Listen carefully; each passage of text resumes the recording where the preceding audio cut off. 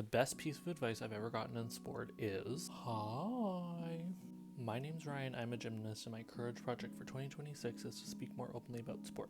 The best piece of advice I've ever gotten in sport is that if you're lucky in your career, you will have one perfect competition, and if you're the luckiest of the luckiest, and your career is long enough, you'll have maybe 2 or 3 perfect competition.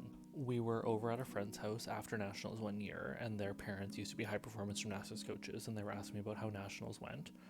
So I was telling them my prelims went really well. I had finished in second, and I had hit the world's team score, so I knew that I was going to world championships that year. And then in finals, it wasn't great, but I ended up 4th, and I was disappointed by that. And they said, "Can we give you a piece of advice?" And I was like, "Always." So they said, if you're lucky, you're going to have one perfect competition in your entire career. And if you're the luckiest of the luckiest, and your career is long enough, you might have 2 or 3. But the pursuit of a perfect competition every time is just not going to happen. And I've thought about that advice like once a week ever since. In a sport like gymnastics where the pursuit is perfection, it's really hard to not hold yourself to that standard. And a perfect competition is just not a realistic pursuit.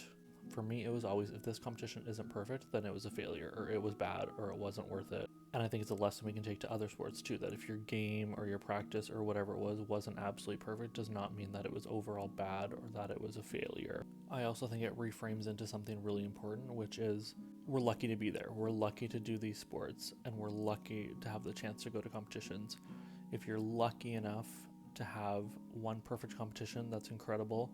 And if you're lucky enough to have a long career, to have 2 or 3, we need to count our lucky stars. So, I want to know from the class today, what's the best piece of sporting advice you've ever gotten? See ya.